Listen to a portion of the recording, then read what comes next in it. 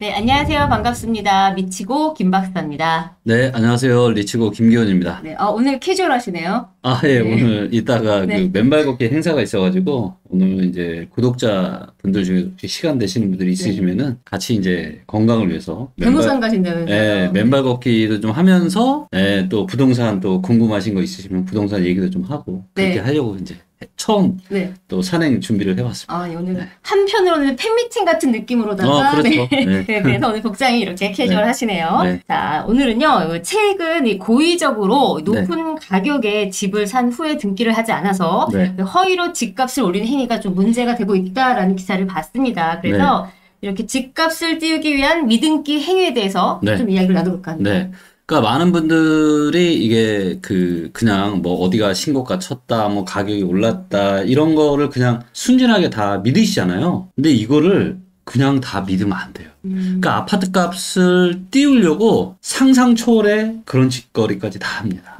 네. 자, 예를 들면은 아마 진짜 놀라실 텐데, 자, 부동산 시장이 제일 뜨거웠을 때가 언제였죠? 2021년. 그렇죠. 네. 21년이었죠. 네네. 자, 그때 아파트를 매매를 했어요. 계약서를 썼어. 네. 그 다음에 등기를 안 했어요. 이게 몇 건일 것 같아요? 21년도에.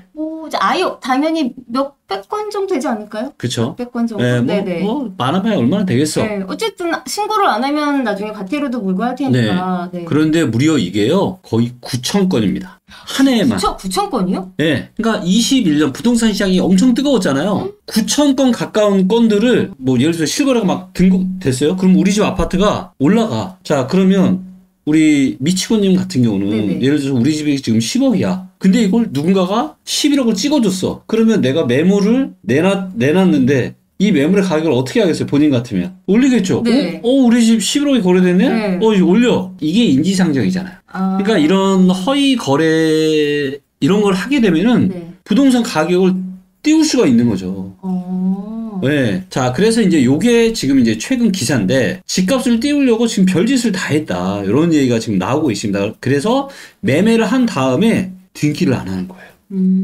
자, 그래서 요게 최근 3년 동안, 네. 요거 23년까지입니다. 그리고 23년은 그렇게 또 시장이 그렇게 뜨겁진 않았기 때문에. 근데 요게 아파트 매매 뒤 미등기로 인한 과태료 처분이 200건. 과태료 처분 받은 것만. 그러니까 과태료 처분을 받을 걸 알고 한 거잖아요. 근데 과태료에 대한 부담은 없었나 봐요. 근데 이게 과태료가 그렇게 좀 이따 자세히 말씀드리겠지만 네네. 과태료가 아주 세진 않아요. 그리고 이게 보니까 자, 이게 보세요. 요게 이제 200건 가량을 과태료 처분을 했다라는 거잖아요. 네. 그리고 요게 의도적인 집값 띄기와 자전 거래, 허위 거래가 의심되는 거. 자, 그런데 이거를 지금 보시면요. 자, 이걸 보시면 21년에만 요게 아파트를 매매한 다음에 등기가 안 된 게 8,900건이고요. 진짜 많았네요. 22년에는 3,770건이고요. 23년에는 상반기만 거의 1,000건이에요. 그럼 하반기까지 하면은 2,000건인 거잖아요. 9,000건, 뭐 3,700건, 2,000건,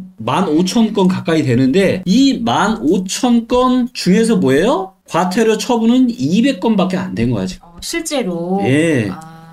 그러니까 생각보다 과태료 처분을 그렇게 많이 안 받은 거죠. 그리고 이제 요걸 보시면 세무서, 통보 등 과태료 외 조치가 27건, 소송이나 뭐 가압류 요게 191건, 조치가 77건. 그 다음에 이를 모두 합치면은 미등기 문제로 과태료 처분 및 과태료 외 행정처분을 받았거나 앞으로 받을 예정인 것까지 하면 거의 500건 가까이 됩니다. 그래서 요게 지금 보시면 부동산 등기 특별조치법이라고 하는 게 있는데 여기 이제 내용을 보시면 네.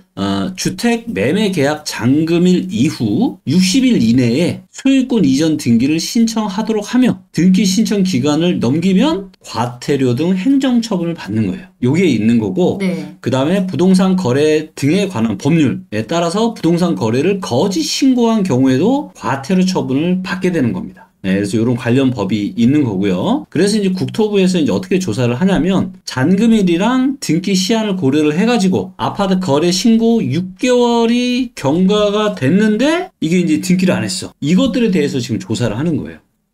이게 이제 지난 2021년부터 21, 22, 23년까지 거의 15,000건이 이제 이런 게 있는 거예요. 전부 다 이거를 순진하게 뭐 우리 집에 얼마가 찍었어 이거를 그대로 다 믿는 거는 굉장히 위험할 수 있다라는 겁니다. 그러네요. 예. 어쨌든 가격을 띄우려고 하는 의도적인 네. 미등기니까. 그렇죠. 네. 근데 이걸 알 수 있는 방법은 사실 없고. 없죠. 과태료를 좀 많이 하면 이렇게 네. 의도적으로 등기를 안 하지 않지 않을까요? 그래서 이제 과태료가 얼마인지를 한번 찾아봤거든요. 네. 이제 여기 보시면 미등기 과태료 부과 기준은 지연 기간에 따라 다른데 이건 얼마 안 돼요.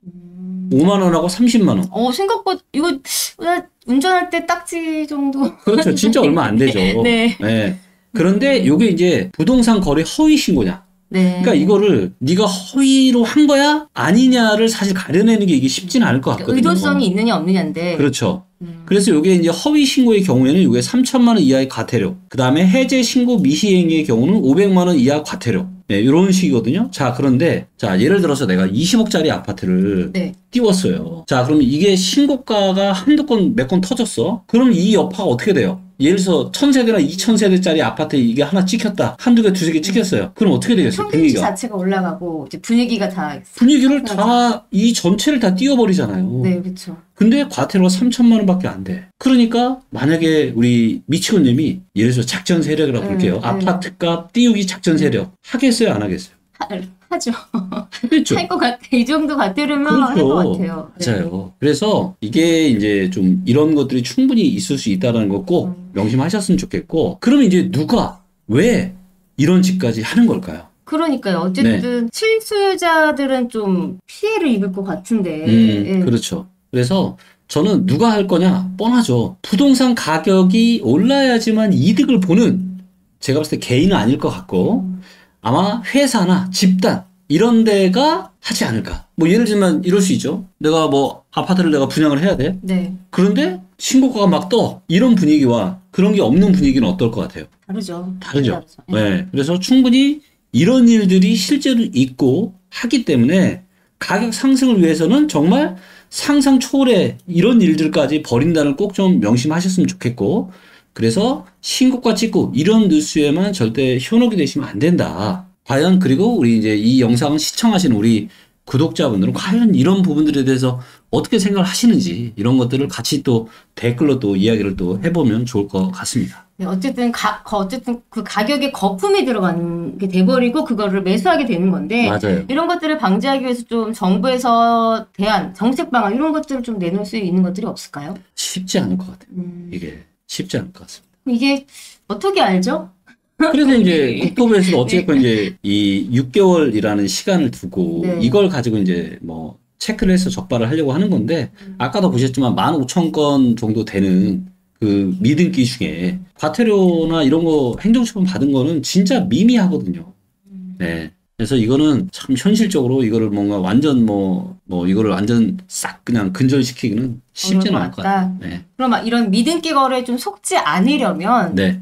어떤 점을 좀 주의해야 될지 이런 팁 같은 게 있을까요? 글쎄요. 일단 제일 중요한 거는 분위기에 취해가지고 내 집 마련하는 거는 정말로 위험한 거죠. 분위기. 왜냐면 이게 뭐 건설사나 시행사나 부동산 관련한 기업들한테는 이게 한 건 한 건이 이게 사업 단위가 굉장히 크잖아요. 이거 자칫 안 되면은 진짜 엄청난 손해를 볼 수가 있잖아요. 그렇기 때문에 어떻게 해서든지 막 시장을 막 띄우려고 이렇게 좀 할 수밖에 없을 것 같아요. 네. 그렇기 때문에 그냥 언론의 뉴스나 신고가 찍고 이런 것만 가지고 시장 판단을 하면서 이런 고점에 굉장히 고평가되고 있을 때 내 집 마련하는 거 이런 부분들은 정말 위험하다라고 생각합니다. 네, 오늘은 부동산 미등기 문제에 대해서 이야기를 나눠봤습니다. 이 허위 거래로 인해서 집값이 상승이 되고 결국 실수요자들이 손해를 보게 되는 건데 이런 부분에 있어서 좀 문제가 빨리 해결됐으면 하는 바람으로 여러분들의 의견도 한번 리플로 한번 의견을 나눠보는 시간으로 마무리할까요? 네, 그렇게 하면 좋을 것 같습니다. 여러분들의 의견도 많이 좀 달아주세요. 네, 감사합니다. 네.